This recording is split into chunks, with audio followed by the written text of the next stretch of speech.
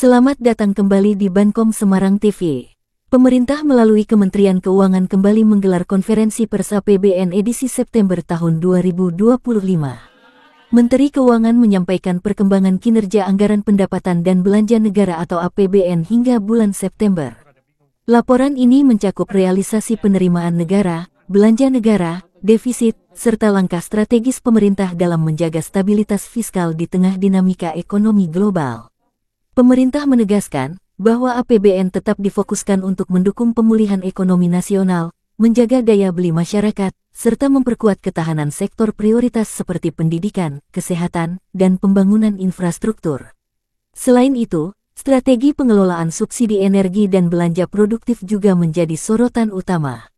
Pemerintah memastikan belanja negara tepat sasaran, sekaligus menjaga pertumbuhan ekonomi agar tetap solid di sisa tahun 2025.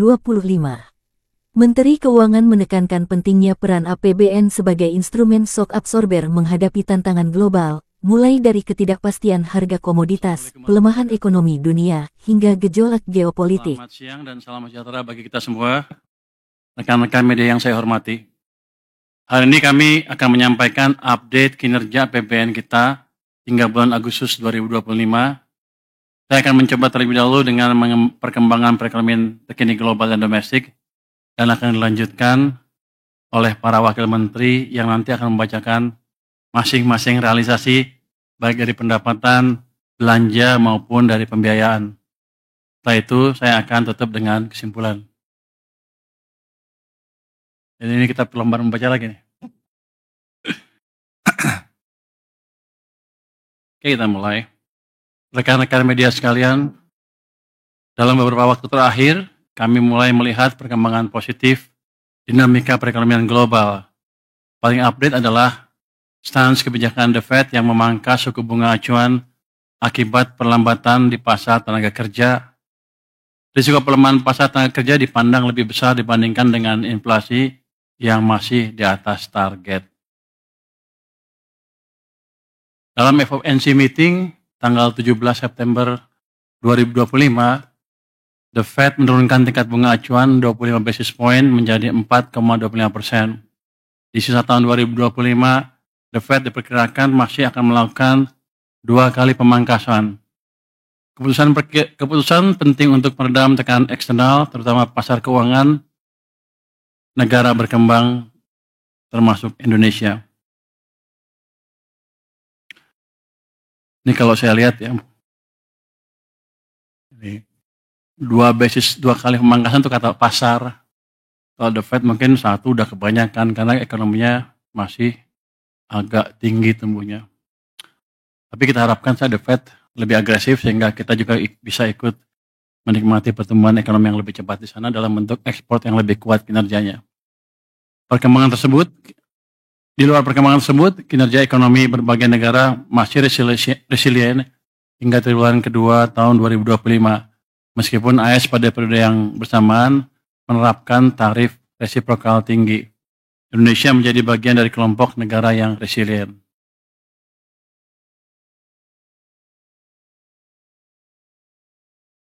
Dengan berbagai latar belakang global tersebut, IMF merevisi ke atas outlook ekonomi global. Ini kita nggak boleh komentar ya. Mencerminkan optimisme yang mulai menguat. Indonesia termasuk negara yang mengalami revisi ke atas dengan pertumbuhan ekonomi diproyeksikan naik menjadi 4,8% pada 2025 dan 4,7%. Dinaikkan ke 4,8 dari 4,7% sebelumnya. Saya pikir kita akan lebih dari situ ya. Even tahun ini pun akan di atas 4,8%. Namun demikian, global masih dihadapi ancaman tensi perang dagang antara Amerika Serikat dan Tiongkok. Dinamika ini menjadi faktor risiko yang perlu terus dipantau dan dimitigasi. Kita harus waspada terhadap situasi yang terjadi di global dengan berbagai ketidakpastian global seperti volatilitas pasar keuangan, harga komoditas, serta ancaman geopolitik dan cyber. Indeks ketidakpastian kebijakan global dalam tren menurun sejak April tahun lalu. namun masih terus diwaspadai karena dinamika kebijakan tarif resiprokal AS masih sangat tinggi, terutama dengan Tiongkok. Dengan latar belakang tersebut, volume perdagangan global diperkirakan masih mengalami penurunan. Dari sisi inflasi, tren ke depan diperkirakan mengalami penurunan, memberikan ruang untuk berlanjutnya tren penurunan suku bunga global ke depan. Volatilitas pasar saham dan obligasi internasional masih berfluktuasi kalau kita lihat di sini ya. Dengan latar belakang tersebut, meskipun tekanan sudah mereda dan kita optimis terhadap kinerja positif domestik, waspadaan terhadap risiko global tetap perlu dijaga dan dimitigasi. Kalau kita lihat harga komoditas masih amat berfluktuasi. Batubara mengalami penurunan akibat permintaan global yang melemah, sementara harga minyak Brent justru naik akibat ketegangan geopolitik Rusia-Ukraina. Secara year on year, batubara mengalami kontraksi 21,1% dan minyak mentah 14,8%. Di sisi lain, harga CPO meningkat didorong permintaan kuat dari India. Untuk logam, harga nikel masih melemah akibat kelebihan pasokan, sedangkan harga tembaga relatif stabil setelah sempat turun karena isu ancaman tarif Amerika Serikat. Secara year on year, CPO tumbuh 16,6%. Untuk komoditas logam, harga nikel kontraktif 11%, sementara tembaga tumbuh 3,6% secara year on year. Perubahan harga komoditas tersebut berdampak pada kinerja ekspor impor Indonesia. Ekspor sangat terbantu, salah satunya kinerja hilirisasi yang terdongkrak ekspansi harga nikel. Dengan membaiknya situasi global, aktivitas manufaktur dunia kembali ekspansif. Wilayah Eropa untuk pertama kalinya sejak pertengahan 2022 kembali mencatat ekspansi. Sebagian besar negara G20 dan ASEAN 6 juga menunjukkan pemulihan yang cukup solid. Kalau kita lihat tuh gambar yang paling kiri atas, PMI global naik di posisi sekarang 50,6. Dan kalau kita lihat trennya tuh kayaknya positif terus. Jadi ke depan sepertinya akan membaik terus. Yang tengah untuk manufacture beberapa negara di G20 juga itu kelihatan naik.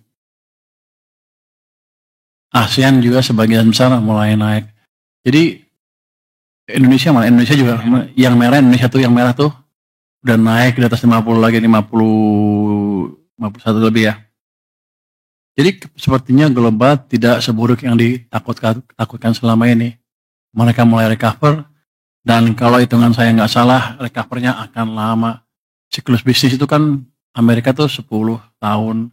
Mereka mulai ekspansi 2023. Harus sampai tahun 2030 akan aman. Jadi inilah environment global yang kita hadapi ke depan. Kalau kemarin-kemarin kita takut, sekarang harusnya berani. Apalagi emang domestic demand kita juga kuat. Jadi satu, ketidakpastian global walaupun masih ada, sudah jauh berkurang dibanding sebelum-sebelumnya. The fact bahwa the Fed nurunin bunga itu akan memberikan stimulus tambahan ke perekonomian Amerika yang biasanya akan diikuti oleh perbaikan ekonomi negara-negara lain, termasuk Cina, Jepang, Korea, dan kita juga. Karena biar gimana Amerika masih merupakan mesin pertumbuhan utama ekonomi dunia. Berdasarkan data arus barang bea cukai pada Agustus, kinerja ekspor kita meningkat terutama di depan sektor industri pengolahan, terutama komoditas logam dasar, nikel dan tembaga. Sejalan dengan upaya hilirisasi mineral, akumulasi ekspor year to date hingga Agustus tumbuh 7,8% dibandingkan periode yang sama tahun lalu. Coba Anda lihat, ada yang menarik nggak gambar di sini? Itu yang sebelah kiri atas, yang neraca perdagangan kumulatif, artinya Januari sampai Agustus. Tahun 2005 dibanding tahun 2024, tumbuhnya 52,3%. Ini pertumbuhan yang amat spektakuler. Walaupun orang bilang katanya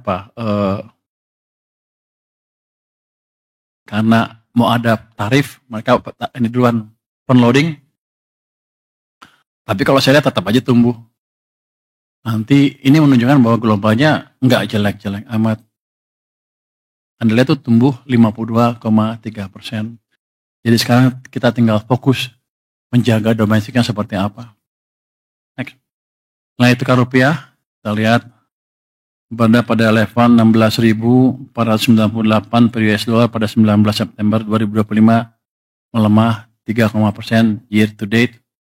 Utamanya kemarin karena keributan itu ya. Jadi sebagian orang takut dan harusnya sih ke depan akan semakin membaik karena modal asing ke pasar saham sudah masuk cukup signifikan dan harusnya prospek ekonomi kita juga akan terus membaik. Anda lihat currency risk spread yield antara SBN dengan US Treasury itu menurun terus. Kalau di bulan Januari itu 4,57, sekarang sudah turun ke 4,2, yang bawah ya, 240, sekarang turun ke 216 basis point. Ya nggak turun banyak, tapi saya pikir cukup baik di tengah gejolak domestik, utamanya yang kemarin-kemarin itu kan spreadnya sempat naik kemudian turun lagi. Jadi cepat sekali kepercayaan investor recover setelah keributan beberapa minggu yang lalu. Dan counter risk juga terjaga dengan cukup baik. Kalau kita lihat spread yield SBN USD, ini yang kiri kan, ini yang kanan adalah SBN USD dan US Treasury dolar to dolar. Itu sekarang tinggal 79 basis point. Kalau kita lihat historically ini amat rendah dibanding biasanya. Kalau kita nanti membaik terus ekonominya, saya pikir ini akan turun terus yieldnya. Ya, spread yield dengan US Treasury. Oke. Next. Inflasi cukup stabil, ini menopang daya beli masyarakat, ini di tengah banyak negara yang masih berjuang mengatasi tekanan. Jadi kita lumayan baik di level, kalau kita lihat di situ 2,31% ya. Ini level inflasi yang amat ideal. Jadi inflasi yang bagus tuh bukan 0, bukan juga di atas 10. Tapi sekarang konsensus ekonomi global tuh antara 1-3%, dan kita sekarang di 2,3, ya level yang pas lah. Inflasi Indonesia rendah di antara banyak negara yang berjuang mengatasi inflasi, seperti saya bilang tadi. Dibanding negara lain kita bagus. Singapura lihat ya 0,6%, itu nggak bagus, itu jelek. Di bawah 1,5% biasanya jelek karena demandnya terlalu rendah. Jadi patokan ekonomi itu seperti itu. Malaysia 1,2, agak jelek. Kita lumayan lah, kita ideal. Kalau bisa dijaga terus sekitar 2-3 itu akan bagus sekali buat ekonomi kita. Oke, next. Kalau kata siapa zaman dulu? Gubernur Bank Sentral Amerika yang terkenal siapa? Greenspan. Greenspan bilang itu kita dalam Goldilocks condition. Ingat kan? Ini di Goldilocks condition untuk inflasi kita. Anda cari di cerita Goldilocks itu cerita apa? Itu fun. Oke, next. Perekonomian Indonesia tumbuh 5,12% pada triwulan 2 2025. Ini mencerminkan ekonomi domestik yang terjaga, ditopang oleh konsumsi rumah tangga yang resilient, investasi yang meningkat, dan ekspor yang tetap kuat. Saya pikir teman-teman udah tahu semua data detail ini, saya nggak usah masuk terlalu detail. Next. Jadi, next. Konsumsi rumah tangga tumbuh cukup baik, 5%. Investasi meningkat sampai 6,99%. Investasi bangunan tumbuh 4,9%, dan investasi mesin tumbuh 25,3%. Ini kan masa lalu ya. Bagian dari Anda anggap angka ini salah, 5,12 katanya 5 tambah 1 tambah 2, 8. Tapi bukan itu. Di belakangnya kalau Anda lihat laju pertumbuhan uang, pada triwulan kedua tuh tumbuh uangnya cukup kencang. Jadi emang itu yang mendorong belanja konsumen tumbuh kuat 5%. Karena emang pada waktu itu digenjot uang sampai dengan bulan April. Ada delaynya April, Mei, Juni, Juli. Biasanya 3 bulan. April, Mei, Juni, Juli, habis itu habis. Mei digenjot lagi ke bawah uangnya sehingga uang melambat sehingga kita mengalami perlambatan ekonomi setelah itu. Tapi triwulan kedua angkanya memang seperti itu, tidak ada manipulasi BPS. Kalau yang nyangka-nyangka itu ekonominya nggak berapa ngerti. Boleh ngomong gitu? Menteri Keuangan boleh ngomong gitu kan ya? Jadi lihat juga supply uang pada waktu seperti apa. Slide 12. Sektor manufaktur sebagai kontributor ekonomi terbesar kembali menguat dengan pertumbuhan mencapai 5,68%, tertinggi sejak tahun 2022. Jadi manufaktur kita di Q2 sudah mulai recover. Mungkin Q3 agak melambat sedikit, tapi Q4 pasti akan tumbuh lebih cepat lagi sesuai dengan perbaikan ekonomi dan perbaikan demand karena supply uang ditambah di sistem perekonomian. Next. Berikutnya. 16. Pertumbuhan ekonomi terdistribusi dengan baik ke seluruh wilayah Indonesia. Pulau Jawa tetap menjadi kontributor utama perekonomian nasional dengan pangsa PDB sebesar 59,6% dan pertumbuhan mencapai 5,2%. Jadi kalau kita lihat sebetulnya kalau pangsa tuh jarang, perubahannya lambat sekali. Kita lihat pertumbuhannya aja deh. Itu Sumatera tumbuhnya 5,0% di triwulan kedua, Kalimantan 5%, Sulawesi 5,8%, Papua 3,3%, Bali dan Nusa Tenggara hanya 2,8%. Jadi kita tahu kelemahan kita di mana, nanti itu kan kita perbaiki Bali, Nusa Tenggara, Papua, dan Nusa Tenggara ya. Oke, next. Berikutnya.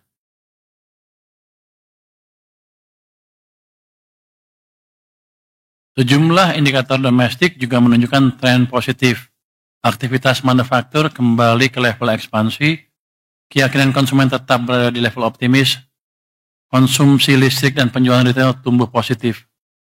Penjualan semen yang menjadi salah satu indikator investasi bangunan juga menunjukkan perbaikan dalam 2 bulan terakhir. Kayaknya nggak klop ya. Oke, kalau Anda lihat sebelah kiri itu kelihatan tuh manufacturing PMI sudah positif 51,5 lagi. Tapi kalau kita lihat tingkat keyakinan konsumen masih positif, tapi ada penurunan signifikan sampai dengan bulan Agustus.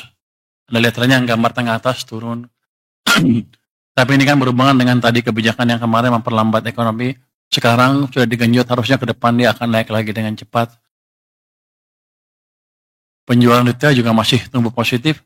Anda lihat penjualan semen itu masih negatif, artinya investasinya mungkin masih lambat, tapi ke depan saya yakin itu akan positif lagi. Oke. Untuk mendorong pertumbuhan ekonomi yang lebih tinggi, peran sektor keuangan menjadi sangat krusial sebagai penopang pembiayaan produktif. Sampai dengan Agustus lalu, kita masih menghadapi tantangan dan dari sisi pertumbuhan uang beredar yang lemah dengan pertumbuhan M0 mencatat hanya 0,3%. Anda lihat tuh, M0 yang merah tuh gambar yang atas tuh di 2025 tuh cenderung negatif, sempat positif di April terus turun lagi ke bawah dan mulai ke sini sampai Agustus di 0,3. September mungkin masih agak, tapi saya yakin Oktober akan tumbuh dengan cepat. Jadi ekonominya bisa bergerak lagi. Ruang ekspansi perbankan terus dipantau. LDR mendekati batas atas, katanya berapa? 86,5. Tapi ini rendah dibanding kalau kita waktu tumbuh. Lagi cepat-cepatnya tumbuh. Dan saya yakin ketika uang saya masuk ke perbankan, LDR-nya turun lagi. Jadi bank mempunyai ruang untuk memberi pinjaman, untuk membiayai ekspansi ekonomi yang lebih cepat ke depannya. Jadi kita udah set semuanya supaya kita lebih cepat ke depan. Next. Oh, udah ya? Ini masih saya? Oh, masih 16. Oh, yang 200 saya masih terangin lagi. Jadi, jadi ini jelasin sedikit yang 200 triliun itu. Jadi ini penempatan kas negara dengan bunga rendah di bank komersial. Jadi ini bukan saya taruh dalam bentuk program pembangunan atau earmark ke suatu tujuan tertentu, bukan. hanya taruh itu di perbankan. 55 triliun di Mandiri, 55 di BNI dan BRI, di BTN 25 triliun dan di BSI 10 triliun. Ini bunganya 80% dari bunga acuan BI, dia digunakan untuk pembelian SBN syaratnya ya. Dan tenor 6 bulan itu dapat diperpanjang. Jadi sebetulnya nggak ada tenornya itu. Jadi kalau bank nanya apakah kami boleh meminjamkan jangka panjang, boleh aja. Saya akan jaga supaya mereka nggak keganggu, saya juga nggak keganggu. Dan kalau saya lihat dari sejarah stok uang kita di bank sentral, harusnya saya nggak akan pernah terganggu. Masih amat banyak, masih cukup. Ya hanya mereka nyaros sekitar 400 triliun atau lebih sepanjang tahun. Hanya pindahin sebagian. Ini dampaknya ke likuiditas naik, cost of fund jadi turun. Si Pak Hotman Paris ya, protes sama saya katanya. Waktu dia memperpanjang depositonya, bunga jadi turun. Dia jadi rugi katanya. Emang itu tujuan saya. Nah, biar dia belanja lagi. Kalau belanja kan ekonomi jalan. Atau dia bagi-bagi ke orang, ekonomi jalan. Memang itu tujuannya. Jadi itu merupakan konfirmasi bahwa kebijakan kita mulai jalan. Konsumsi dan investasi akan naik karena bunga turun dan multiplier effect untuk pertumbuhan ekonomi akan kelihatan semakin signifikan. Ini juga kedepannya akan kita sinergikan dengan fiskal moneter. BI sudah menurunkan 25 basis. Itu tujuannya sama untuk membantu likuiditas di sistem perbankan supaya bunga turun, supaya ekonomi jalan. Jadi mereka juga sekarang pro growth.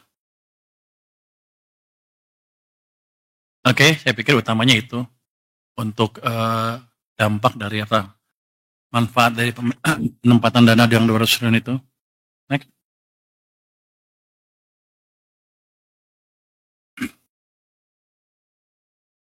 Ini Danantara katanya, kalau Danantara hidup katanya akan bisa memberi dorongan tambahan ke ekonomi. Yang di bawah kiri adalah kontributor investor terhadap investasi. Kita harapkan nanti di tahun 2026 investasi mencapai 7.450, di mana swasta 6.200, BUMN dan antara 720, dan pemerintah 530. Yang Anda perhatikan ke depan adalah di tahun-tahun mendatang, kontribusi dan antara akan terus ditingkatkan. Walaupun saya lihat ini masih sedikit ya, masih malu-malu mungkin. Tapi saya yakin ke depan kalau udah jalan, dia tumbuhnya akan lebih cepat dari sekitar 980 triliun di tahun 2029. Oke. Next. Oke. Saya jelaskan asumsi dasar ekonomi untuk 2025 ya. APBN-nya 5,2, realisasi 5,12. Ini yang saya bilang tadi kan, 5 tambah 1 tambah 2 jadi 8. Tapi saya sudah jelaskan alasannya ya. Memang ada uang lebih yang mendorong demand pada waktu bulan-bulan di triwulan kedua tahun 2025. Inflasi mencapai sekarang 2,31% year on year, nilai tukar 16,498 end of period ya. Yield SBN 10 tahun 6,28% end of period. Asumsi APBN 2026 berapa? 6,9. Jadi kira-kira tahun depan saya bisa menghemat cukup banyak itu. Nah, mungkin bunga naik lagi terlalu signifikan.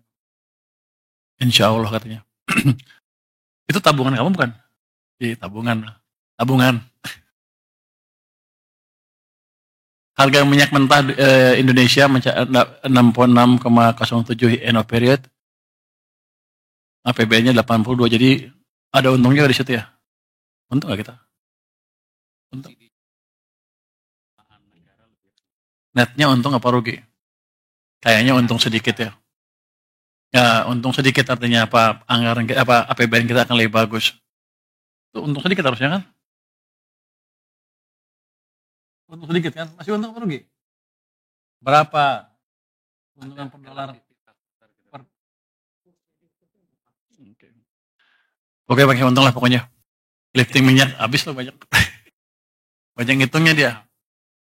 Lifting minyak 575,4 di bawah asumsi. Ini emang sektor yang harus dihidupkan lagi ke depan. Saya akan cari cara bagaimana memberikan insentif ke investasi di perminyakan dan gas. Lifting gas juga 980,4 triliun. Apa itu? Bukan ya? 980,4 ribu, oh ya. Ini oil equivalent ya, di bawah asumsi juga. Jadi di situ ada kelemahan kita di situ. Tapi pada dasarnya pada dasarnya sih masih cukup baik. Ini kita sebutkan realisasi APBN sampai dengan 31 Agustus 2025. Pendapatan negara itu 1.638,7 triliun, itu 57,2% terhadap outlook-nya. Belanja negara mencapai 1.960,3 triliun, 55,6% terhadap outlook. Defisit APBN 321,6 triliun atau 1,35% dari PDB. Keseimbangan primer masih 22,0 triliun rupiah. Jadi kalau lihat dari sini sih, harusnya kan negatif keseimbangan primer sampai dengan akhir tahun. Jadi masih ada, ini indikasinya adalah masih ada belanja pemerintah yang mesti dipercepat lagi supaya keseimbangan primernya sesuai dengan desain waktu kita buat anggaran untuk tahun 2025. Oke, mungkin itu dari saya. Untuk bagian selanjutnya saya serahkan kepada para wakil menteri untuk menjelaskannya. Silakan. Terima kasih Pak Menteri. Teman-teman media semuanya, kita lanjutkan ke bagian belanja negara. Belanja negara ini bagian yang tadi, belanja negara 1.960,3 triliun, terdiri atas belanja pemerintah pusat 1.388,8 triliun, 51,4% dari APBN, dan transfer ke daerah 571,5 triliun. Mungkin langsung ke slide berikut. Di dalam belanja pemerintah pusat 1388,8 tadi, belanja KL-nya sudah 686 triliun, 59% dari APBN, dan belanja non-KL-nya adalah 702,8%, 45,6% dari pagu APBN, jadi secara pagunya lebih rendah. Detail dari belanja kementerian dan lembaga ini ada di slide berikut. Seperti biasa, belanja pegawai, belanja barang, belanja modal, dan belanja bantuan sosial. Belanja pegawai 212,2 triliun, ini berbagai macam gaji, tunjangan, tukin, lembur, dan yang lain-lain, tumbuh dibandingkan tahun lalu 7,6%. Belanja barang juga tumbuh 2,4%, tahun ini 232,2 triliun, ini untuk berbagai macam layanan masyarakat melalui kementerian maupun BLU, maupun belanja yang nantinya akan diserahkan kepada masyarakat dan Pemda, sudah dibelanjakan 44,4 triliun. Lalu belanja modal, ini masih lebih lambat dibandingkan tahun lalu, tahun ini 139,9 triliun, 8,5% di bawah tahun lalu. Tahun lalu ada percepatan penyelesaian proyek-proyek infrastruktur jalan, irigasi, dan jaringan pada beberapa kementerian. Belanja bantuan sosial juga lebih tinggi dibandingkan tahun lalu, 101,1 triliun tahun ini, itu 5,5% lebih tinggi dibandingkan tahun lalu. Ini termasuk untuk penerima bantuan iuran JKN, kartu sembako, PKH, KIP kuliah untuk hampir 900 ribu mahasiswa, PIP untuk 11,3 juta siswa, dan seterusnya. Teman-teman media juga memahami bahwa kita sekarang sedang mendesain dan menyiapkan dan akan menjalankan 8 program paket ekonomi semester 2 2025. Ini rekapnya yang mungkin saya nggak bacakan satu persatu, tapi silakan bisa dilihat. Dan untuk program, mungkin highlightnya adalah program magang, lalu perluasan PPH 21, PPH pasal 21 yang ditanggung pemerintah untuk pekerja di sektor-sektor pariwisata, bantuan pangan, bantuan iuran JKK dan JKM bagi PBPU, khususnya pengemudi transportasi online, ojol, dan yang lainnya.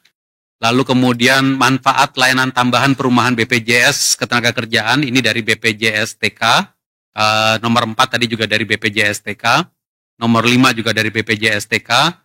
Lalu kemudian padat karya tunai, berbagai program padat karya tunai yang sudah ada dalam APBN, ini agar segera diselesaikan, terutama di dua kementerian, Kementerian PU dan Kementerian Perhubungan. Percepatan deregulasi PP 28, integrasi sistem KL dan RDTR digital ke dalam OSS, serta program peningkatan permukiman dan penyediaan tempat untuk gig ekonomi. Ini kombinasi dengan APBD dan juga belanja pusat. Total APBN adalah 12,79 triliun untuk program paket ekonomi semester 2 ini, dan non-APBN terutama tadi dari BPJS adalah 2,87 triliun. Ini kita jalankan dan seluruh konstruksi aturan kita siapkan. Belanja non-kementerian dan lembaga, pembayaran pensiun, seperti tiap bulan kami laporkan terjadi peningkatan, kenaikan, karena ada kenaikan jumlah pensiunan. Subsidi dan kompensasi 218 triliun telah digelontorkan untuk BBM, LPG, listrik, dan juga pupuk bersubsidi. Sejumlah barang yang bersubsidi ada di sebelah kanan, BBM, LPG 3 kg, listrik bersubsidi, dan juga pupuk. Bisa dilihat pemakaian barang-barang subsidi ini di tahun 2025 lebih tinggi dibandingkan pemakaian di tahun 2024. BBM 3,5% lebih tinggi realisasinya, LPG 3 kg 3,6% lebih tinggi, listrik bersubsidi sekitar 3,8% lebih tinggi, dan pupuk 12,1% juta tonnya lebih tinggi. Moga-moga ini terus membantu bergeraknya perekonomian di masyarakat. Mungkin secara cepat di slide berikut, ini adalah anggaran pendidikan telah diserap 357,1 triliun, 49,3% dari APBN, dan ini adalah untuk membiayai siswa, mahasiswa melalui berbagai macam program, antara lain PIP, KIP, guru, ada juga manfaat dari anggaran pendidikan yang diterima oleh guru, dosen, tenaga pendidik, 193,7 triliun, dan juga ada juga anggaran pendidikan yang digelontorkan untuk sekolah atau kampus, baik melalui bantuan operasional sekolah dan yang lainnya 83,5 triliun. Ini juga kombinasi antara yang dibelanjakan langsung dari kementerian lembaga di pusat dan juga melalui pemerintah daerah. Anggaran kesehatan telah dibelanjakan 119,6 triliun, 54,7% dari PDB, untuk membiayai sarana prasarana kesehatan maupun layanan kesehatan masyarakat yang cukup besar, 65,9 triliun rupiah. Pembangunan infrastruktur ini dikombinasikan, dilakukan baik melalui belanja pemerintah pusat, belanja daerah, maupun melalui pembiayaan. Kalau kita lihat, seluruh belanja infrastruktur yang telah terrealisasi adalah 142,1 triliun, 35,32% dari PAGU. Baik untuk perumahan, FLPP telah terdistribusi 158.000 rumah, rumah susun, SPAM, dan juga untuk konektivitas ada pembangunan dan preservasi jalan 12,3 triliun, jembatan 2,2 triliun, pelabuhan laut 1,2 triliun. Untuk ketahanan pangan, ketahanan energi juga terus kita gelontorkan dan realisasi terus dijalankan. Kami juga ingin mengupdate bahwa di masa pemerintahan ini, sejak awal tahun 2025, telah ada berbagai macam instruksi Presiden untuk mendukung konektivitas dan swasembada pangan, energi, dan air. Inpres 2 tahun 2025 tentang irigasi. Pendanaannya 13,6 triliun, tahap 1 telah jalan, tahap 2 sekarang juga sudah jalan, tahap 3 dalam proses verifikasi lokasi. Inpres 11 tahun 2025 adalah tentang jalan daerah.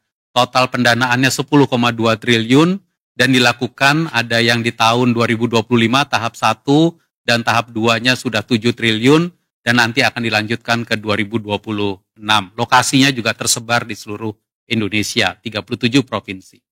Inpres 14 tahun 2025 adalah Inpres tentang percepatan pembangunan kawasan swasembada pangan, energi, dan air nasional. Total pendanaan disiapkan 14,6 triliun untuk tahun 2025, 2,72 triliun untuk sistem pengendalian banjir, pembangunan jaringan irigasi, dan juga sebagian untuk pembangunan jalan. Jadi ini untuk menunjukkan bahwa pembangunan infrastruktur kita terus lakukan melalui berbagai macam inpres, meskipun ini inpresnya dijalankan oleh kementerian lembaga di pusat, namun sesungguhnya lokasi-lokasi pembangunannya ada di seluruh daerah. Teman-teman media, di slide yang berikut saya juga ingin menyampaikan bahwa program-program prioritas pemerintah saat ini tahun 2025 sebenarnya dilaksanakan di seluruh Indonesia atau penerima manfaatnya ada di seluruh Indonesia. Kalau dari total pagu program-program prioritas ini kita lihat total pagunya 923,8 triliun, 420,2 triliun, 45,5%-nya telah direalisasikan. Ini penerima manfaat kalau seperti PKH, PIP, KIP, kartu sembako, penerima bantuan iuran, tunjangan profesi guru, itu semua penerima manfaatnya ada di seluruh Indonesia, adalah masyarakat di seluruh Indonesia. Program perumahan yang tadi telah kami sampaikan telah dibangun juga di seluruh Indonesia. Pelayanan publik untuk makan bergizi gratis, nanti akan ada slide khusus tentang ini. Saat ini 22,7 juta penerima dengan makan bergizi gratis, lalu cek kesehatan gratis, sekolah rakyat, semua lokasi ada di seluruh Indonesia. Begitu juga program prioritas pemerintah adalah untuk stabilisasi harga dan produksi, untuk subsidi pupuk, subsidi kur, subsidi kompensasi energi, lumbung pangan, bulog, dan yang lain, serta pembangunan sarana prasarana yang sebelah kanan juga berlokasi di seluruh Indonesia. Slide berikut. Makan bergizi gratis, ini spesifik, nanti kita akan dalami lagi. Sampai dengan 8 September kemarin, telah melayani 22,7 juta penerima, dilayani oleh 7.644 SPPG. Jumlah ini terus meningkat, dan kita berharap bahwa dari hari ke hari akan ada peningkatan pelayanan kepada penerima makan bergizi gratis, sehingga nantinya akan mencapai target menuju 82,9 juta penerima makan bergizi gratis. Dan saat ini 8 September yang lalu realisasinya adalah 13 triliun rupiah. Sebaran penerimanya, teman-teman bisa lihat di tabel yang di bawah, dari Sumatera, Jawa, Kalimantan, Sulawesi, Maluku, Papua, Bali, Nusa Tenggara telah mulai muncul dapur-dapur umum dan juga penerima makan bergizi gratis. Sekolah rakyat, 100 sekolah telah beroperasi dengan 9.780 orang siswa, dan realisasinya adalah 788,7 miliar, yang terdiri atas realisasi atas renovasi sentra pendidikannya 700 miliar di Kementerian Pekerjaan Umum, dan realisasi penyelenggaraan pendidikannya 77,6 miliar di Kementerian Sosial. Sebaran lokasi ada di seluruh Indonesia juga, seperti bisa dibaca di bawah. Sumatera 22 sekolah, Jawa 48 sekolah, Kalimantan, Sulawesi, Maluku, Papua, dan kita berharap nanti akan meningkat terus jumlah siswanya dan juga jumlah sekolahnya. Slide berikut tentang program prioritas sekolah unggulan Garuda. Realisasinya saat ini adalah untuk 8,7 miliar untuk mulai mempersiapkan lokasi. Jadi kalau kita lihat di SUG baru itu, 3 lokasi telah siap, Bangka Belitung, di NTT dan juga Sulawesi Tenggara, dan pembangunannya menuju AMDAL. Dan berikutnya 5 lokasi akan mulai disiapkan untuk pembangunan dilaksanakan 2026. Selain SUG baru, juga akan ada sekolah unggul Garuda transformasi yang mentransformasi 12 SMA unggulan di 11 provinsi untuk melaksanakan kurikulum sekolah unggul Garuda ini, dan mulai pembelajaran tahun 2026. Anda bisa lihat, teman-teman bisa lihat di sebelah kanan itu lokasi sekolah-sekolah unggulan juga tersebar di seluruh Indonesia. Sumatera, Jawa, Kalimantan, di Sulawesi, Maluku maupun di Papua. Dan untuk program prioritas revitalisasi sekolah telah terrealisasi 9,6 triliun rupiah melalui Kemendikdasmen, 8,8 triliun untuk 10.441 satuan pendidikan, dan juga di Kementerian Agama maupun di Kementerian PU.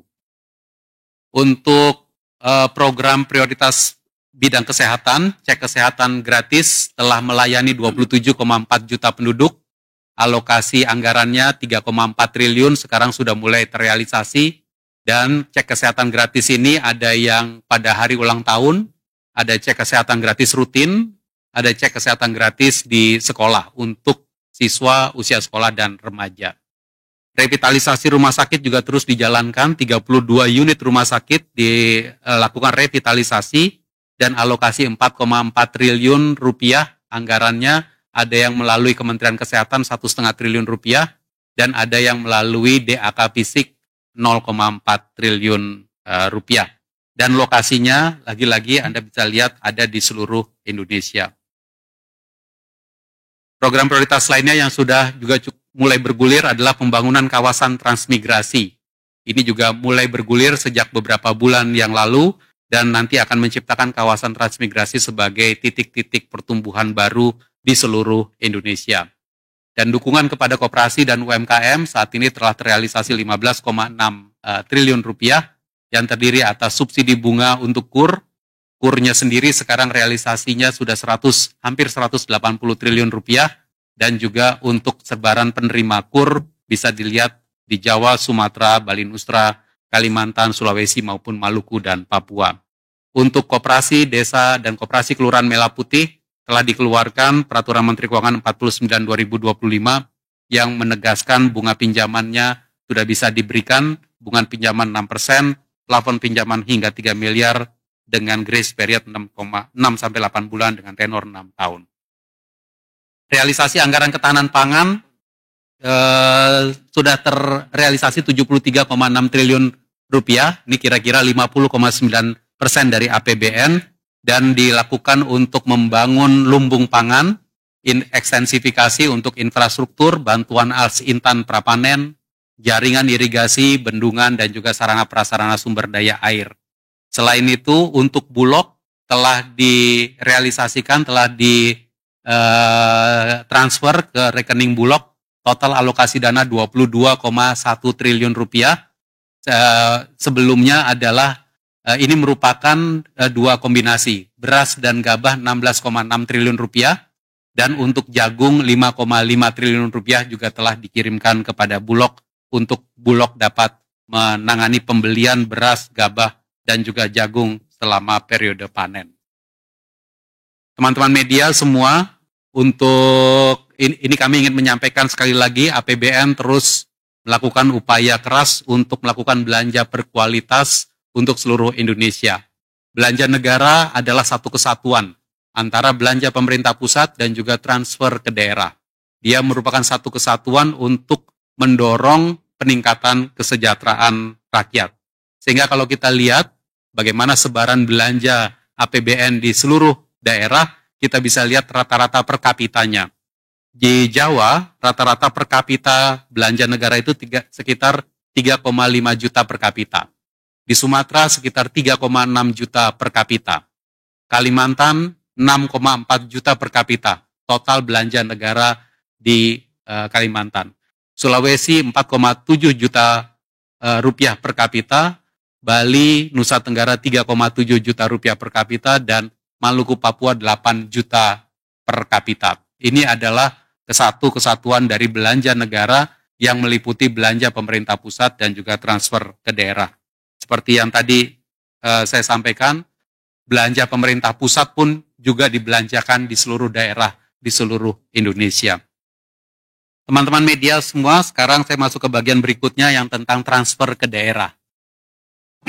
Sampai dengan 31 Agustus, transfer ke daerah telah dikirimkan 571,5 triliun rupiah atau 62,1% dari pagu APBN. Jadi kalau dibandingkan dengan transfer tahun lalu, sama-sama 31 Agustus, terjadi peningkatan. Tahun lalu 562,1 triliun. Tahun ini 571,5 triliun. Dan namun kalau kita lihat di sisi sebelah kanan, kita melihat bahwa belanja daerah itu lebih lambat dibandingkan tahun lalu.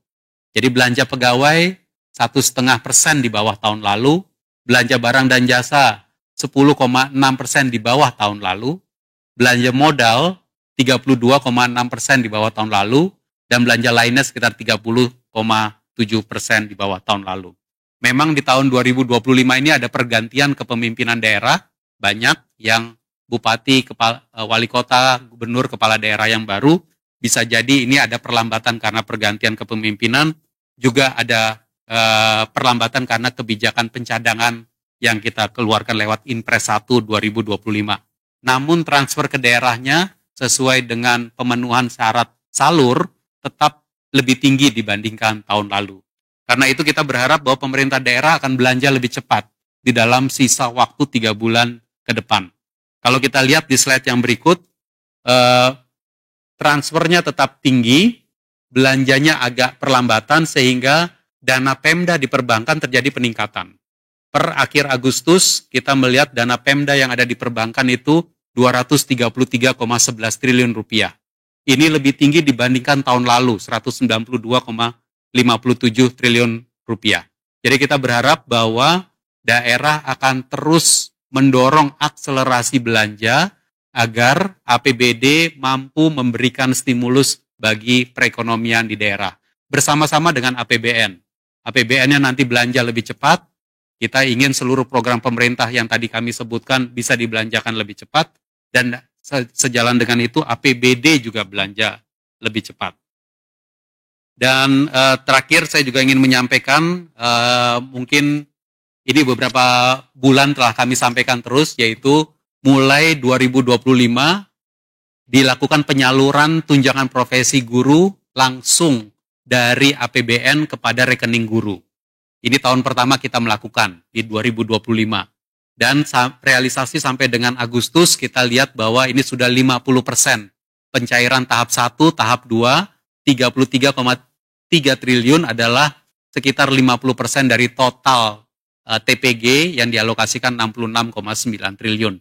Jadi kita rasa bahwa untuk tahap 1, tahap 2 ini telah on track dan dengan demikian maka kita bisa lanjutkan terus ke depan sehingga para guru kita dapat menerima tunjangan profesi gurunya langsung ke rekeningnya masing-masing sehingga tepat waktu, tepat jumlah dan juga nanti bisa betul-betul meningkatkan kesejahteraan guru.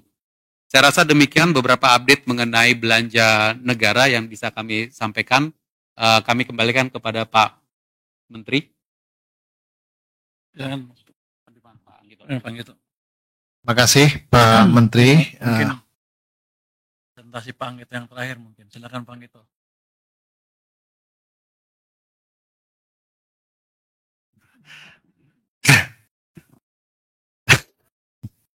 Baik, terima kasih Pak Menteri dan teman-teman media yang kami hormati, para Wakil Menteri dan teman-teman Eselon 1. Mungkin masuk ke paparan halaman 19 untuk mengupdate dulu mengenai pendapatan negara, pencapaian pendapatan negara, baik itu penerimaan pajak, bea cukai, dan penerimaan negara bukan pajak. Halaman 19 dulu sebelumnya. Baik, kita mereview dulu realisasi APBN kita. Jadi teman-teman media, pendapatan negara per Agustus 31 adalah 57,2%. Ya.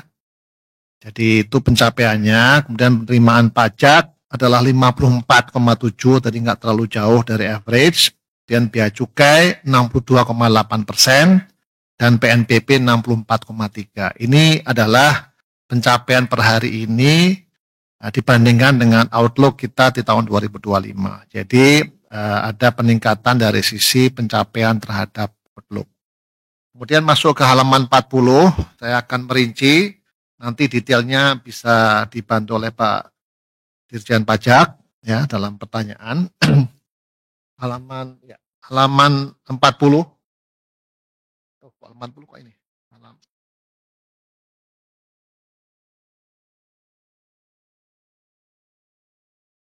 Ya, baik. Saudara sekalian, jadi ini adalah penerimaan negara dihitung secara bruto dan yang di bawah adalah dihitung secara neto.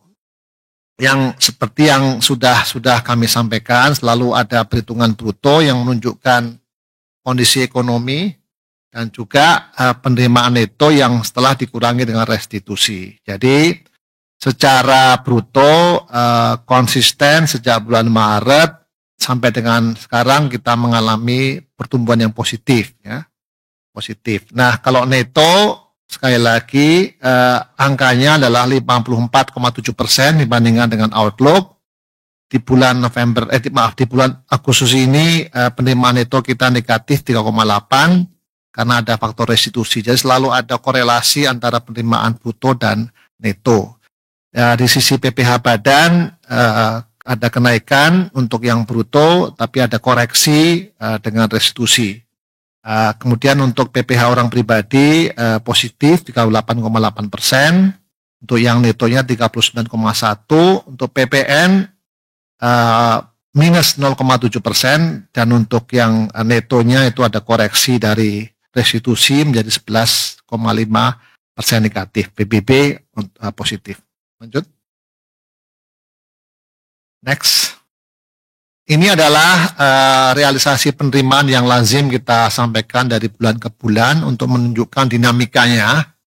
Kami selalu menyampaikan yang bruto untuk memberikan perspektif year on year, sehingga inilah penerimaan bruto yang kita tarik dan sebelum dikurangi dengan restitusi yang merupakan suatu proses administrasi dari penarikan ataupun pengeluaran untuk restitusi. Secara umum penerimaan bruto dari pajak kita itu adalah positif, tumbuh 2,1.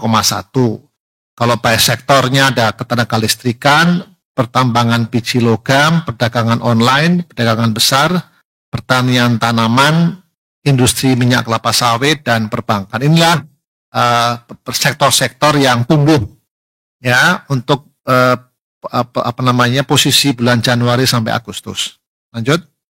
Kemudian kalau kita lihat PPh 21 itu PPh untuk gaji dan honor menunjukkan sama seperti yang pernah kami sampaikan bahwa terjadi turnaround ya. Kalau kita lihat Januari, Mei itu masih menurun, kemudian Juni, Agustus itu mulai meningkat. Jadi kalau kita lihat Januari sampai Agustus tumbuh 2,4% dibandingkan dengan tahun yang sebelumnya. Lanjut. Ini adalah untuk PPN dalam negeri ya. Jadi kita membreakdown PPN dalam negeri dan PPN impor. Untuk dalam negeri kejadiannya cukup mirip dengan kondisi perpajakan secara kumulatif Januari Agustus. Kalau kita lihat Januari Maret masih negatif 9,4. Kemudian April Agustus menunjukkan suatu pertumbuhan. Nah, sektor-sektor yang tumbuh itu perdagangan besar, pertambangan migas, ketenaga listrikan, pertambangan biji logam, dan perdagangan online. Jadi kalau kita lihat di bawah itu tabel yang menunjukkan perbandingan periodisasi di mana Januari Maret negatif, kemudian terjadi pembalikan di bulan April sampai Agustus meningkat 3,0%. Kemudian untuk PPh badan, mungkin halaman supaya konsisten halaman 45 dulu, PPN impor dulu. Next. Nah, PPN impor, jadi tadi adalah PPN dalam negeri, sekarang PPN impor. Di posisi PPN impor, kontribusinya 14,1%. Kalau kita lihat bulan Januari sampai Agustus tumbuh 15,1%. Nah, ini yang situasi yang memang cukup meningkat, cukup besar untuk perdagangan besar mesin, industri kendaraan bermotor, kemudian industri logam dasar mulia, perdagangan besar, dan instalasi sistem listrik. Jadi kalau ini kita lihat dari sisi komponen impornya mirip karena pertumbuhan PPN komponen impor untuk barang modal tumbuh 18,0%. Jadi di bawah itu bisa direfleksikan dengan penerimaan dari PPN impor kita yang tumbuh cukup besar yaitu 15,1. Kemudian halaman sebelumnya 43 ya, ini adalah PPh badan. PPh badan itu tumbuh 7,5%, menggambarkan kondisi profitabilitas perusahaan di tahun yang lalu yang dibayarkan tahun 2025, yaitu sektor pertanian tanaman, tenaga listrikan, pertambangan biji logam, aktivitas penunjang angkutan, dan industri minyak kelapa sawit. Ini adalah PPh badan. Lanjut. Nah, sekarang bagian kedua itu adalah kalau kita lihat kinerja dari perpajakan kita dilihat dari sektor ya. Ini sektor yang kontribusinya paling besar yaitu industri manufaktur. Kontribusinya adalah 27,9%. Januari sampai Agustus tumbuh 1,8% ya. Jadi kita bandingkan Januari Agustus 2024 dibandingkan dengan Januari Agustus 2025 ada pertumbuhan 1,8%, ditopang oleh industri minyak kelapa sawit, logam dasar mulia, kendaraan bermotor, barang minyak, dan farmasi. Lanjut. Kemudian sektor yang juga memberikan kontribusi yang cukup besar itu adalah sektor perdagangan. Itu ada dua, kami sudah menyampaikan ini secara beberapa bulan terakhir ini dalam konpres, yaitu adalah perdagangan yang sifatnya total dan yang online ya. Jadi untuk memberikan perspektif bahwa terjadi pertumbuhan perdagangan online yang cukup meningkat. Jadi kalau kita lihat totalnya tumbuh 0,3% untuk periode Januari Agustus, kemudian yang online tumbuhnya 65 ya persen. Jadi ini menunjukkan betapa tingginya pertumbuhan meskipun size-nya masih relatif kecil ya. Jadi itu adalah untuk sektor perdagangan. Lanjut. Berikutnya itu adalah sektor keuangan. Sektor keuangan kontribusinya 11,9%. Ini kalau kita lihat biasanya kita membandingkan dengan indikator-indikator underlying-nya yang menunjukkan seberapa kuatnya hubungan antara pertumbuhan sektor keuangan, baik itu dana pihak ketiga maupun intermediasi dengan penerimaan perpajakan. Nah, kalau kita lihat tumbuhnya adalah 4,6% dibandingkan dengan tahun yang sama, bulan yang sama tahun sebelumnya. Kemudian yang juga cukup tinggi adalah kontribusi dari sektor pertambangan. Sektor pertambangan ini kontribusinya adalah 11,4% dari seluruh PPH sektor usaha. Kalau kita lihat tumbuhnya juga cukup meyakinkan 2,7% dari sektor tembaga, migas, emas, dan timah. Ya, jadi itu adalah pertumbuhan dari sektor pertambangan. Kemudian kami lanjutkan dengan realisasi penerimaan dari kepabeanan dan cukai. Nah, seperti yang saudara ketahui bahwa komponen dari penerimaan negara dari pabean cukai ada 3, cukai, biaya keluar, dan biaya masuk. Nah, ini angkanya cukup meyakinkan ya teman-teman semuanya, kontribusi terhadap outlook-nya sekitar 62,8%. Kalau dilihat dari perbandingan dengan tahun sebelumnya adalah 6,4%. Jadi sudah di atas rata-rata, itu kenaikan dari penerimaan cukai 144,0 triliun atau 4,1% di atas tahun yang lalu. Nah, biaya keluarnya ini tinggi sekali kenaikannya 71,7%. Ini dari harga CPO dan juga kebijakan ekspor untuk konsentrat tembaga. Nah, biaya masuk ada sedikit koreksi. Ini karena sejak awal kita membuat policy untuk tidak melakukan impor, sehingga biaya masuknya tidak kita pungut, ya, sehingga ada penurunan ini karena kebijakan yang kita lakukan sehingga mengurangi penerimaan negara dari biaya masuk. Lanjut. Nah, ini adalah komposisi kalau kita lihat tadi cukai kurang lebih masih sama pertumbuhan dibandingkan tahun sebelumnya. Biaya keluar tumbuhnya sangat tinggi 71%. Nah, biaya masuk ada kontraksi. Nah, sekali lagi ini juga didukung oleh pertumbuhan dari impor untuk golongan barang modal yang tumbuh tinggi. Namun demikian kita juga melaksanakan kebijakan di bidang perdagangan untuk tidak melakukan importasi untuk bahan makanan, khususnya adalah beras dan gula. Lanjut. Ini adalah kalau kita lihat bulan per bulan, jadi tahun 2025 ini cukup konsisten ya kalau kita lihat. Jadi memang ada kenaikan yang naik turun karena 2024 itu adalah kondisinya naik turun cukup tajam ya. Sementara 2025 sejak kita memperlakukan untuk kebijakan cukai yang lebih akomodatif ya, tidak menaikkan tarif tapi menyesuaikan HJE, maka penerimaan cukai ini cukup stabil gitu ya. Nah, masih ada pertumbuhan 6,4%. Lanjut. Kemudian untuk PNBP, ini bagian terakhir dari penerimaan negara. Kalau kita lihat memang kalau kita bandingkan dengan tahun yang lalu cukup drastis turunnya, namun kalau kita bandingkan dengan outlook 2025 kita cukup meyakinkan 64,3%, SDA migas 53,7%, SDA non migas 77,9%, PNBP lainnya 71,9% dan PLU 80%. Nah, jadi Anda bisa lihat ada dua indikator yang bisa kita lakukan, yaitu rasio ataupun perbandingan terhadap laporan semester ataupun outlook di 2025 seberapa besar ya, seberapa achievement kita dibandingkan dengan target, namun juga kita membandingkan dengan tahun sebelumnya. Jadi Anda bisa melihat kalau di sisi rata-rata memang kita turun dibandingkan tahun yang lalu, tapi karena memang targetnya menurun sehingga itu bisa dimaklumi ya. Sehingga kalau kita lihat PNBP secara umum tumbuhnya negatif 6,2. Namun sekali lagi kalau kita lihat dari Selapsem itu tumbuhnya 64,3. Rasionya 64,3%. Lanjut. Kita breakdown sedikit mengenai sumber daya alam dari migas. Sekali lagi kalau kita lihat karena koreksi dari harga dan juga lifting, pendapatan SDM migas kita masih negatif 6,8%. Lanjut. Kemudian non migas ini sebagai telah Minerba juga nasibnya cukup sama dengan perkembangan di migas, meskipun demikian tidak sebesar kontraksi di sisi migas, kita masih tumbuh dibandingkan tahun yang lalu, dan juga ini karena faktor tadi ya, faktor harga maupun faktor produksi yang membuat penerimaan negara dari sisi PNBP non migas itu pertumbuhannya sangat rendah. Lanjut.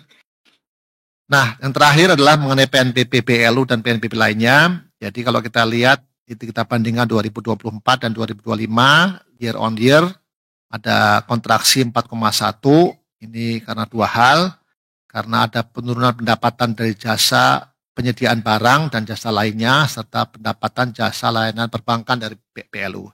Namun demikian, ini dikompensasi dengan pendapatan dari dana perkebunan kelapa sawit yang tumbuhnya cukup besar karena tadi faktor harga. PNBP lainnya itu ada koreksi 4,1, itu karena pendapatan dari minyak mentah DMO dan juga penjualan hasil tambang. Kemudian PNBP KL lainnya itu karena ada beberapa pendapatan PNBP dari KL yang di bawah tahun sebelumnya. Demikian Bapak Menteri dan teman-teman semuanya untuk bagian penerimaan negara. Terima kasih. Baik, terima kasih Pak Menteri. Rekan-rekan wartawan, selamat siang. Saya akan melanjutkan dari segi pembiayaan. Ada 4 slide yang menjadi pokok materi saya hari ini. Yang pertama adalah pembiayaan dari segi anggaran. Nanti saya lanjutkan dengan 2 slide dari untuk menjelaskan pasar SBN kita, dan saya akan akhiri dengan pembiayaan dari segi investasi atau yang sering kita sebut below the line.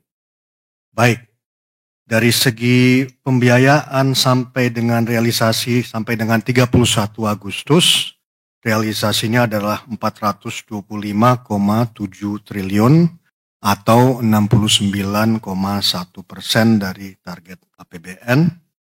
Ini di breakdown dari pembiayaan utang sebesar 463,7 triliun atau 59,8% dari target APBN. Dan yang kedua adalah pembiayaan non utang minus 38T atau 23,8% dari APBN. Saya lanjutkan dengan pasar SBN dari segi domestik. Lanjut. Baik. Dari segi pasar SBN di pasar perdana ini masih menunjukkan hal yang baik.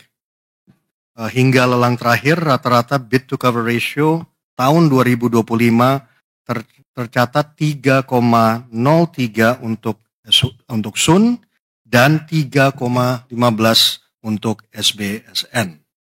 Hal ini menunjukkan bahwa permintaan investor tetap kuat dan minat asing terjaga tinggi meskipun volatilitas pasar meningkat. Kepercayaan ini juga tidak lepas dari status investment grade yang disandang Indonesia.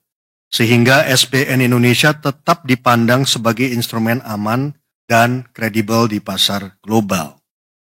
Lanjut. Hal yang juga menarik adalah perkembangan yield dan arus modal asing. Yield SBN tenor 10 tahun turun 70 basis points atau minus 10% year to date, didukung oleh permintaan investor yang kuat, baik di pasar perdana maupun sekunder. Hingga pertengahan September, capital inflow asing mencapai 42,61 triliun secara year to date, mencerminkan kepercayaan investor internasional terhadap fundamental dan prospek perekonomian Indonesia.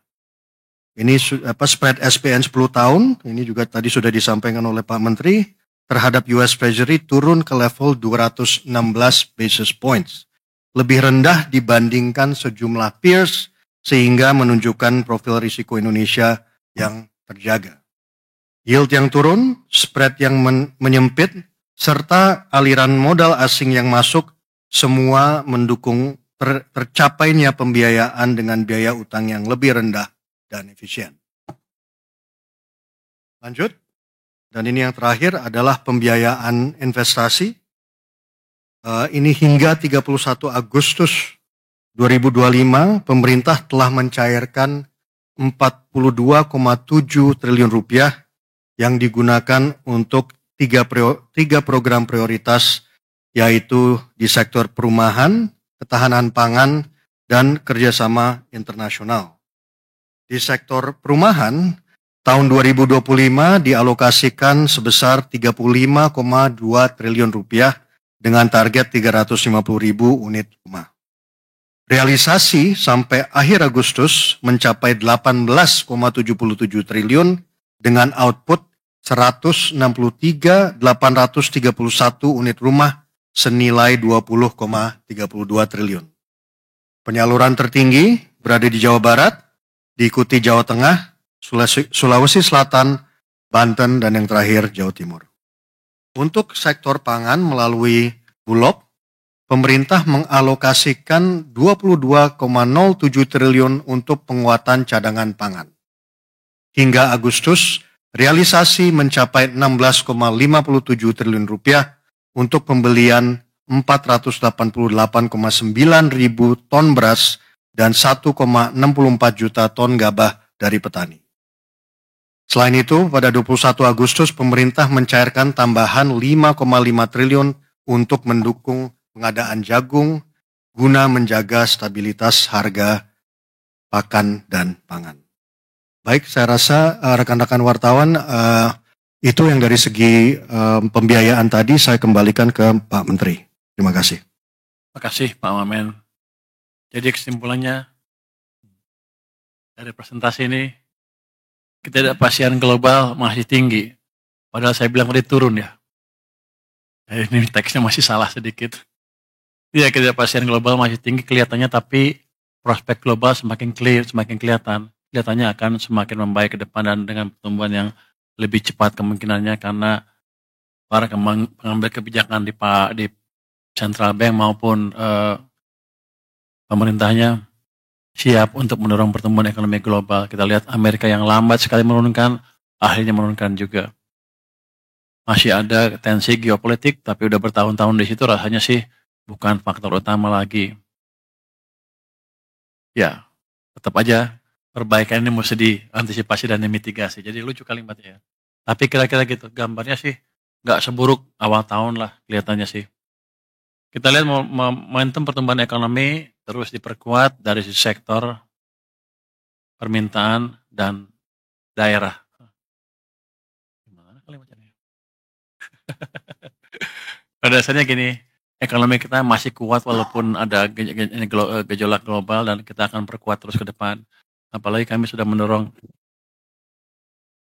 uang 200 triliun ke perbankan, harusnya sih demand dan supply akan tumbuh dan Bank Sentral juga sudah menurunkan bunga. Jadi gerakan kami dengan Bank Sentral amat sinkron sekarang, sama-sama mendukung pertumbuhan ekonomi yang saya pikir dampaknya akan terlihat Oktober, November, Desember. Jadi kita harapkan triwulan keempat ekonomi kita akan tumbuh lebih baik dari sekarang. Peran APBN dalam mendukung program prioritas nasional dan katalis pertumbuhan akan terus diperkuat. Kita akan mempercepat belanja negara, kualitasnya juga diperbaiki. Kas negara akan dioptimalkan untuk mendukung produktivitas sektor swasta semaksimal mungkin. Pendapatan negara akan terus dijaga dan diperbaiki sejalan dengan perkembangan kondisi ekonomi yang ada pada saat ini. Mungkin demikian update APBN dari kami. Mungkin selanjutnya kita akan bahas pertanyaan-pertanyaan ya. Silahkan kalau pertanyaan. Sudah ada ya? Langsung aja pertanyaan untuk menteri, katanya ada pertanyaan untuk menteri.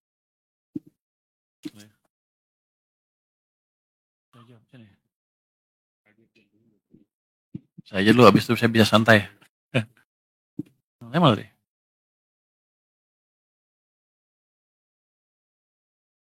Menkyu ini ada 3 pertanyaannya. 3 ya. Yang pertama, Pak Purbaya, kabarnya seluruh Dirjen Kemenkyu mau diganti, kecuali DJP. Ini beneran Pak? Dari Kontan ya? Mana Tia Kontan? Tia Kontan mana? Nggak di sini orangnya. Dari Kontan mana? Tia Kontan? Mana? Kamu? Kamu dekat dari mana? Hebat juga kamu, saya belum ngapa-ngapain, dia udah mutusin duluan. Dari Pak Sekjen ya? Tuh Pak Sekjen, kamu yang bocorin. Gua belum mikir apa-apa, udah kayak gitu. Jadi belum ada keputusan apa-apa Mbak. Itu apa? Itu gosip. Dia udah dekat semua tuh. Dekat semua. Mbak Tia jangan nyebarin gosip dong. Enggak, belum ada tindakan apa, belum ada keputusan apa-apa. Seluruh dirjen akan diganti kecuali DJP. Sekjen nggak masuk. Berarti sekjen yang nulis nih. Lu yang nulis lu. Yang pertanyaan kedua untuk saya ya. Wacana pembentukan Badan Penerimaan Negara BPN masih ada di RKP evaluasi. Apakah pembentukan BPN akan dieksekusi tahun ini? Ini oleh Maulana Investor Trust. Mana orangnya? Ada Maulana? Oh itu. Kalau nggak berani gini. Pengen nanya tapi nggak berani ini, nggak ngaku ya. Takut ya.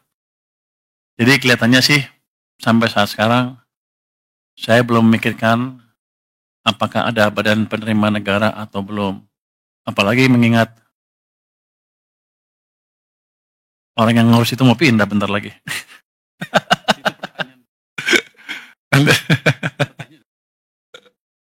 nanti ada tanya Pak. Jadi belum ya Mbak. Tapi itu tergantung nanti perintah Presiden seperti apa. Tergantung hasil diskusi saya dengan Presiden seperti apa.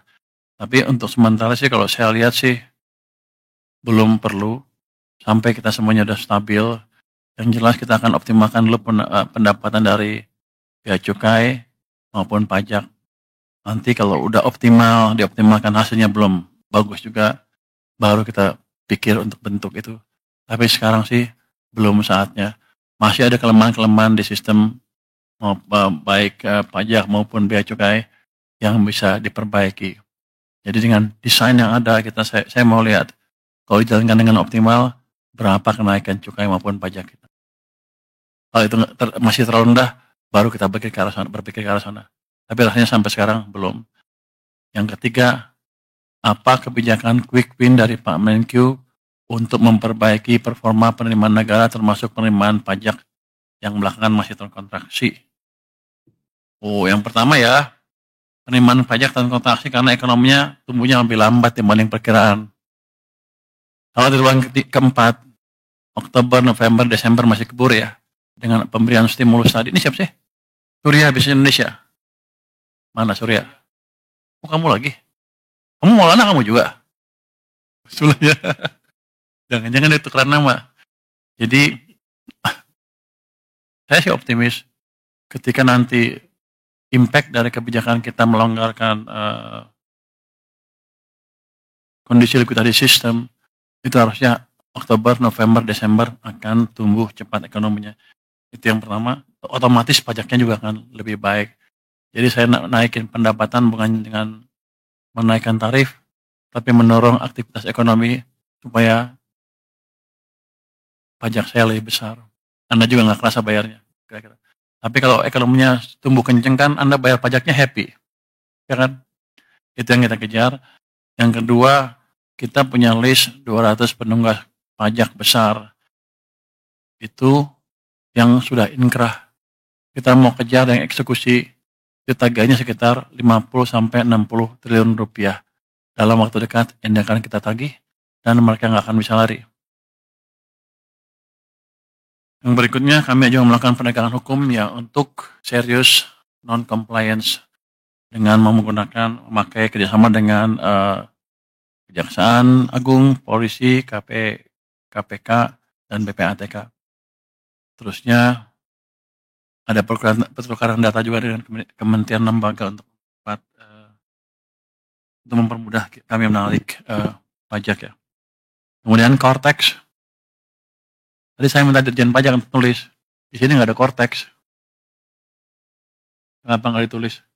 Pada dasarnya saya akan lihat Cortex seperti apa. Keterlambatan di Cortex akan kita perbaiki secepatnya dalam waktu 1 bulan harusnya bisa. Itu IT, problemnya IT. Nanti saya bawa jago-jago IT dari luar yang bisa memperbaiki itu dengan cepat. Terus untuk cukai, kan kemarin saya ngomong tentang cukai rokok itu ya.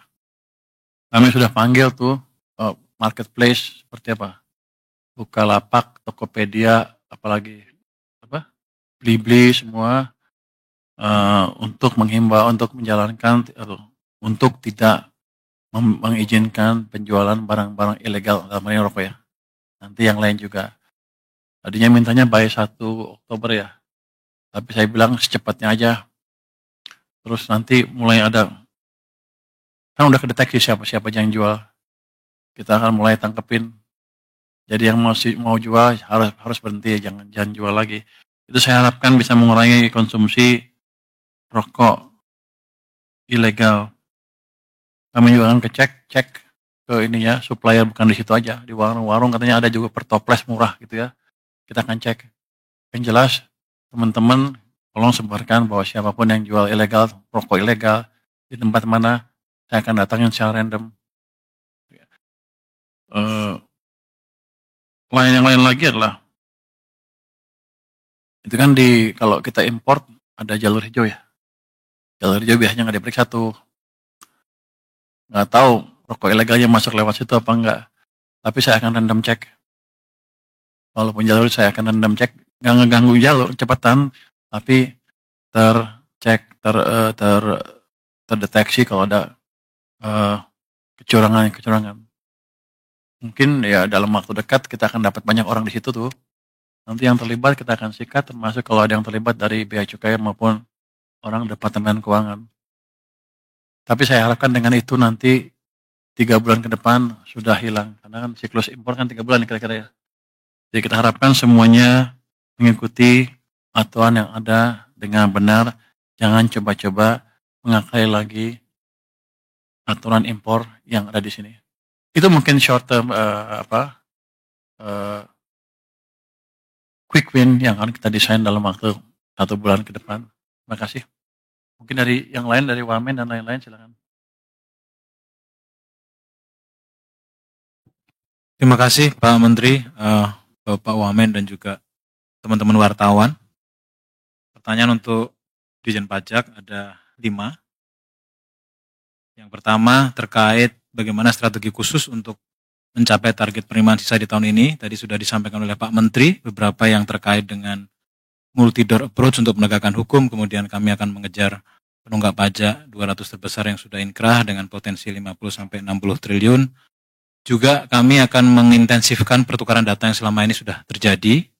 Nah ini tidak hanya pertukaran data tapi juga penegakan kepatuhan atas pemberian perizinan untuk sektor-sektor tertentu seperti minerba, migas, itu akan dilihat kepatuhan perpajakannya sebelum diberikan misalnya perpanjangan perizinan tertentu seperti RKAB atau yang lain-lain.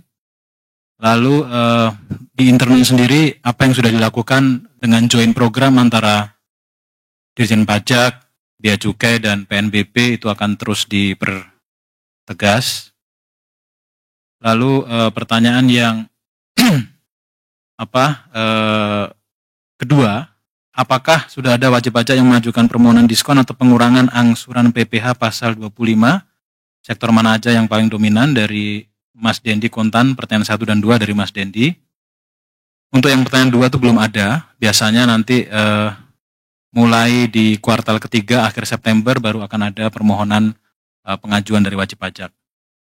Kemudian yang nomor 3 dari Mas Dendi juga,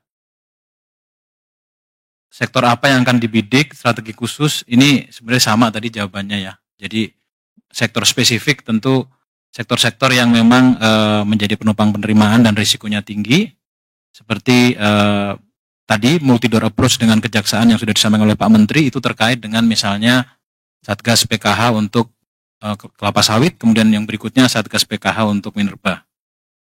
Lalu yang nomor 4, aplikasi Cortex beberapa kali ada downtime, seperti Sabtu Minggu kemarin. Ada apa? Apakah itu bagian dari perbaikan? Betul sekali, ini tadi pertanyaannya, memang downtime itu ada beberapa downtime yang memang terencana seperti Sabtu Minggu lalu untuk pemeliharaan sistem. Jadi Cortex ini sangat besar sekali sistemnya, jangkauannya sangat luas sekali, sehingga sekarang ini kami yakinkan bahwa kami sedang tahap stabilisasi dan semakin sempurna, perbaikan dilakukan bertahap untuk supaya jangka panjangnya lebih handal. Insya Allah nanti handover di Desember 2025 bisa smooth. Kemudian pertanyaan PP 55 terkait perubahannya, itu perubahan PP 55 tahun 2022 ini masih berprogres. Kami juga sudah koordinasi dengan semua kementerian yang terkait, Menko Ekonomi, Kementerian UKM, dan Kementerian UKM gitu ya. Izin prakarsa sudah diberikan oleh Mensesnek, Presiden melalui Mensesnek tanggal 20 Agustus kemarin, dan kita sedang dalam tahap penyelesaian. Jadi setelah nanti selesai akan kita sampaikan konversi yang khusus untuk perpanjangan PP 55. Terima kasih pertanyaannya dan jawaban kami sampaikan.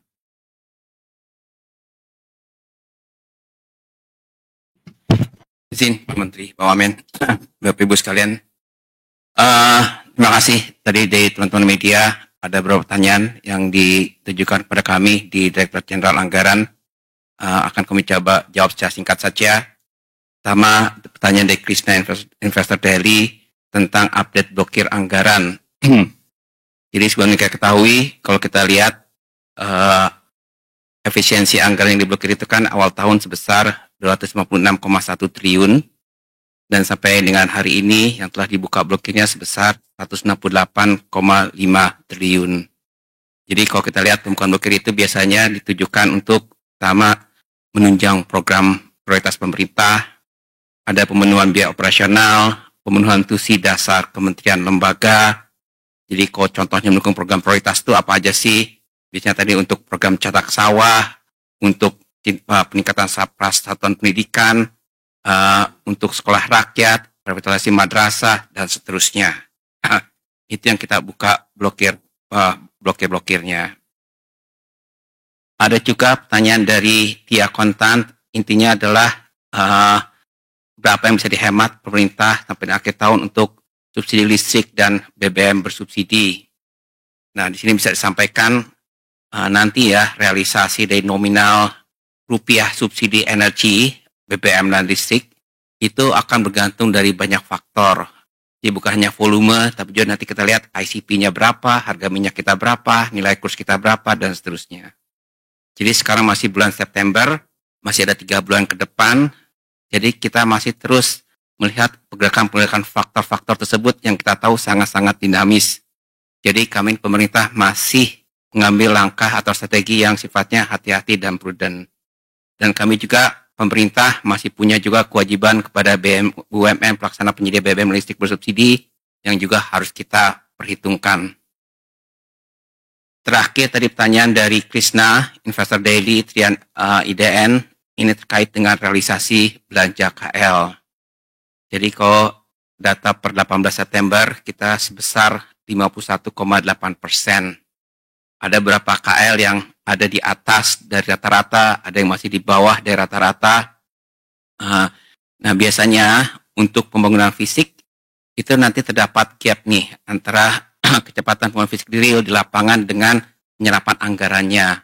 Nah, tapi nanti biasanya nanti di akhir tahun 94 itu akan langsung catch up tuh, akan langsung terseimbangkan.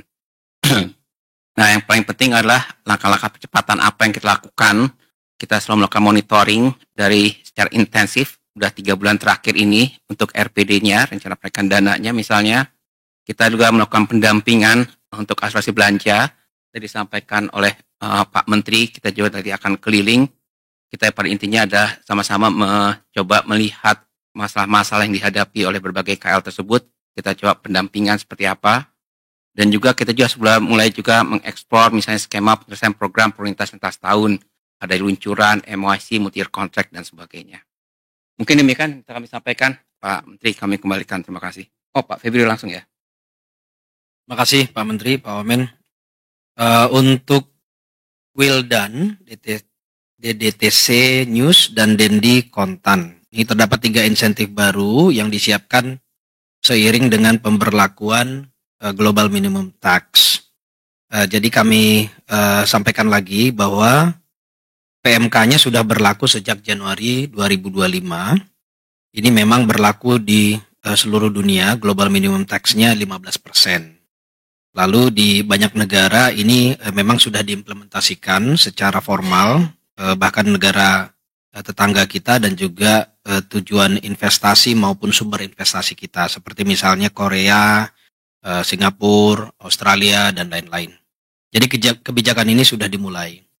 Nah, dengan demikian tax holiday dan insentif pajak lainnya untuk Indonesia dan seluruh negara ini memang menjadi disesuaikan. Contohnya untuk Indonesia, kalau PPh kita adalah 22%, maka 15% minimum tax-nya itu artinya insentif perpajakannya maksimum hanya bisa 7%. Nah, tetapi ini kan tujuan akhirnya adalah persaingan untuk menarik investasi. Kita juga melihat bagaimana negara-negara lain memberikan alternatifnya, insentif yang bersifat non-fiskal, non-perpajakan. Ada beberapa alternatif, nanti kita sedang evaluasi kira-kira yang akan kita adopt yang mana, ini masih sedang diformulasikan. Akan tetapi memang ini bukan hanya tentang perpajakan. Jadi teman-teman sekalian tahu bahwa kalau kita menarik investasi, itu terutama juga adalah kemudahan berinvestasinya, iklim usahanya. Untuk Indonesia ini juga terus kita lakukan menjadi PR. 2 hal yang dapat kita update yang sudah berlaku dalam beberapa waktu terakhir. Pertama adalah PP 28 dari Kementerian Investasi, ini yang mengedepankan positif fiktif terkait dengan perizinan yang lebih cepat agar sesuai dengan SLA. Ini akan mulai berlaku 5 Oktober 2025. Jadi ini bagus sehingga kita akan dukung. Di sisi lain juga misalnya ada penyederhanaan syarat dan proses pengurusan sertifikat TKDN di Kementerian Perindustrian. Ini juga sudah mulai dan kita akan dukung sehingga kedepannya diharapkan investasi dengan TKDN ini bisa semakin terprediksi dan dengan roadmap yang lebih jelas. Ini kita akan dukung. Lalu yang kedua, tadi ada pertanyaan terkait dengan PP 9 2022, PPh final untuk jasa konstruksi. Memang waktu 2022 itu kita rencanakan ini akan dievaluasi setelah 3 tahun. Jadi ini 2025 sedang kita evaluasi. Memang saat ini untuk yang existing, jasa konstruksi ini dikenakan PPh secara final dari omset. Pengenaan ini tentunya memberikan kesederhanaan bagi wajib pajaknya, khususnya kalau wajib pajak yang UMKM. Namun memang di sisi lain ini kurang mencerminkan prinsip kemampuan untuk membayar sesuai dengan profitnya. Nah, ini akan terus kita evaluasi. Saat ini kalau kita lihat PPh-nya, tarif PPh final untuk jasa konstruksi itu berkisar antara 1,75 sampai 4% kalau untuk pekerjaan konstruksinya.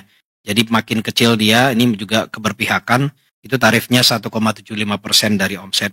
Sementara ada juga tarif untuk pekerjaan konstruksi yang terintegrasi dan juga konsultasi konstruksi. Ini sedang kita evaluasi untuk kita lihat ke depan. Demikian Pak Menteri yang dapat kami sampaikan. Terima kasih Mas Febrio.